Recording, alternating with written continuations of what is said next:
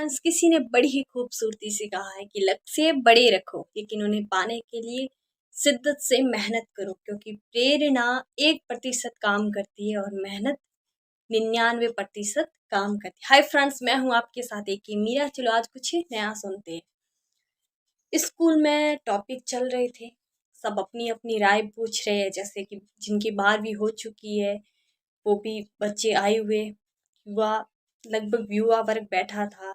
सब अपने भविष्य को लेकर उलझन में है। तो कुछ प्रश्न पूछ रहे थे, क्योंकि 12वीं के बाद तो जो कॉलेज जा रहे हैं वो तैयारी कर रहे हैं साथ में कि सर किसकी तैयारी करें, क्या पढ़े, कैसे अपनी दिनचर्या को सही बनाए। कई प्रश्न थे तो प्रश्न चल रहे थे।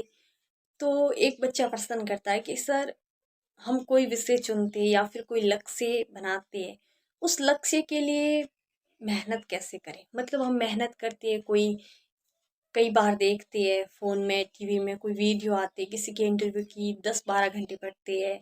तो सर वो 10-12 घंटे कैसे पढ़ते हैं, हो सकता है थोड़ा बहुत बीच में ब्रेक ले, लेकिन जो 1 साल 2 साल 3 साल मेहनत करते हैं लगातार, वो अपने आप को मेंटेन कैसे रखते हैं, मतलब खुद को प्रेरित कैसे करते हैं, उन्हें कौन सी चीज़ होती है जो प्रेरणा देती है।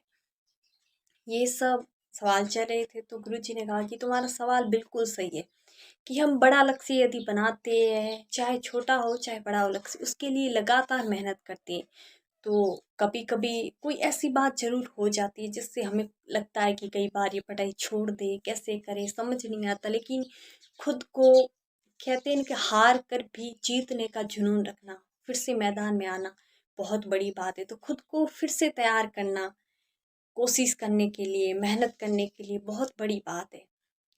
तो गुरुजी ने कहा कि ये चीज़ मेरे साथ भी हुई थी, कि मैं भी मेहनत करता था उस टाइम। सबसे पहला यही था लक्ष्य कि सरकारी नौकरी लेनी है, कुछ भी करके, कैसे भी करके एक बार तो लेनी है। तो मेहनत करते थे, फिर भी लगता था कैसे क्या होगा। तो मैं गांव में रहता था पढ़ाई करता था। वहाँ पे हमारे बहुत ज़्यादा पेड़ पौधे पक्षी बहुत ज़्यादा है वहाँ पे थे। तो वहाँ पे एक मसीहा रहा करते जो सरकारी विभाग में काम करते थे, सरकारी कर्मचारी थे। मतलब मसीहा तो इसलिए कहते हैं, मसीहा तो पेड़ पौधों और पक्षियों के लिए थे, लेकिन हमारे लिए भी मसीहा ही समझ लो। तो उनसे मुझे प्रेरणा मिली, क्योंकि वो वहाँ पे रहते थे ना, तो पेड़ पौधे पक्षी सब अच्छे थे। लेकिन उनका ट्रांसफ़र हो गया। हमेशा वो छुट्टियों में जाते तो फिर इंतज़ार होता पक्षियों सबको कि वो आ जाएंगे। लेकिन जब ट्रांसफ़र हो गया तो वो नहीं आएंगे, क्योंकि वहाँ पे उनका एक रिश्ता था कर्मस्थली का, क्योंकि जहाँ पे काम करती वो तो कर्मस्थली हुई। उसके अलावा तो कोई रिश्ता मतलब था नहीं, ताकि चला कर आ जाए। और उनका गांव भी काफ़ी दूर था, तो शायद वापिस कोई बुलाए तब तो आएंगे, यूं ही नहीं आएंगे। मतलब जैसे हम अपने गांव जाते, मन हो गया और चल दिए, बिल्कुल वैसे तो वो कभी नहीं आएंगे। लेकिन जब भी उसके बाद भी उनका थोड़ा बहुत आना जाना लगा रहा, उसके बाद वो नहीं आए। लेकिन मैं तैयारी करता था, लेकिन वहाँ पे एक चीज़ थी मुझे बहुत ज़्यादा हैरान करती थी, क्योंकि सबको लगता था कि वो नहीं आएंगे, लेकिन वहाँ पे पेड़ पौधे अचानक से खिलने लगे वहाँ पे। और वहाँ पे एक मोर आता था, जो हमेशा जहाँ पे उनका कमरा था वो रहते थे, उसी कमरे के ऊपर आकर वो बैठ जाता हमेशा। पक्षी बहुत ज़्यादा, मतलब चहचहाट चिड़ियों की आती रहती। तो मुझे हैरानी होती कि ये मोर पहले आता था तो वहाँ पे वो आ जाते थे मसीहा, लेकिन अब ये मोर क्यों आता है, क्योंकि वो तो नहीं आने वाले। लेकिन उस मोर का आना जाना लगा रहा। और फिर तैयारी करते करते मैं, मतलब बाहर चला गया। और उसके बाद मुझे भी थोड़ी बहुत छुट्टी लेकर मैं आ गया गाँव।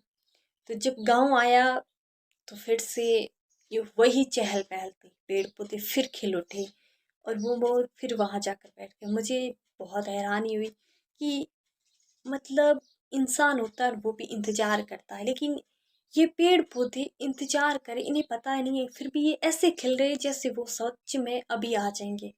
और मोर भी वहीं पे जाकर बैठा रहा, हमेशा बैठता। 2 दिन बाद 2 या 3 दिन बाद उसका आना जाना लगा रहा, मोर का और पक्षियों का और पेड़ पौधों का खिलना, सब कुछ वैसे ही चल रहा था। तभी वो मसीहा फिर आ जाते वहाँ पे। वो सिर्फ पेड़ पौधे और मोर से मिलने आते थे। ये क्रम चलता रहा, मैं तैयारी करता रहा तब तक। इस चीज़ ने मुझे प्रेरणा दी। मैंने खुद मन में सोचा कि हमारे साथ ऐसा होता है कि हम ज़िंदगी में कुछ भी करते हैं, जैसे कोई लक्ष्य बनाए, मेहनत करती है और थोड़ी बहुत असफलता मिलती है तो हम हार मान लेते हैं। लेकिन वो मसीहा जो शायद कभी नहीं आएँगे वहाँ पे, यदि कोई बुलाता है तो वो जिससे ने बुलाए उसके वहाँ आएँगे, उनसे मिलकर फिर चले जाएँगे। लेकिन वो पक्षी और पेड़-पौधे इंतज़ार करते रहे। बड़ा अजीब था ना, हम में इतना धैर्य नहीं है कि हम अपनी मेहनत करते हुए लक्ष्य का इंतज़ार करें कि वो किसी न दिन मिल ही जाएगा। लेकिन उन पक्षियों और पेड़ में बहुत ज़्यादा धैर्य है। इस चीज़ ने मुझे हमेशा प्रेरणा दी और जब भी मुझे ऐसा लगता कि मैं मायूस हूँ या फिर नहीं हो रहा, तो उस मोर और पक्षियों को याद करता और अपने आप प्रेरणा आ जाती। तो कोई ना कोई चीज़ प्रेरणा देती। हाँ, ये सच है कि 99% मेहनत काम करती है, लेकिन प्रेरणा होना भी बहुत ज़्यादा ज़रूरी है।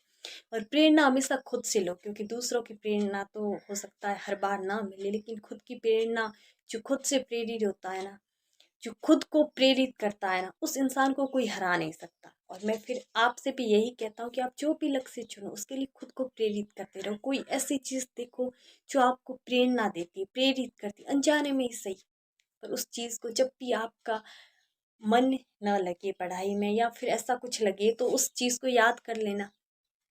कभी कभी है ना, हम न सोचते हुए जो चीज़ हमने सोची भी नहीं है, देखी भी नहीं, वो चीज़ हमें अनजाने में भी बहुत कुछ सिखा देती है।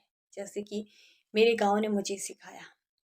तो ये गुरुजी की बात उन स्टूडेंट्स को समझ में आ गई। बिल्कुल हमारे साथ भी ऐसा ही है।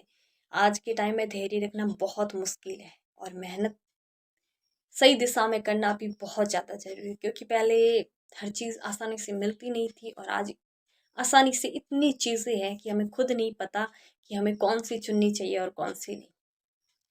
इसीलिए खुद मेहनत करो, कोई ना कोई चीज़ प्रेरणा देती है। जैसे अनजाने में हर बार हमें कोई इंसान ही प्रेरणा दे, ये ज़रूरी नहीं है। कभी कभी पक्षी कोई निर्जीव चीज़ भी सिखा देती है, जैसे कोई पत्थर, किसी भी चीज़ से हमें सीख मिल सकती है, कोई भी चीज़ हमें प्रेरणा दे सकती है। और मैं फिर वही कहूँगी जो मैं अक्सर कहा करती हूँ कि महान लोग अच्छा ही काम नहीं करते, बल्कि वो जो भी करते हैं उसे अच्छा बना लेते हैं। हाँ, ये सच है कि एक इंसान दुनिया को नहीं बदल सकता, लेकिन ये भी इतना ही सच है कि इस दुनिया को बदलने की शुरुआत करने वाला हमेशा एक इंसान ही होता है। You can do it and you are best and you are very very special. Thank you so much.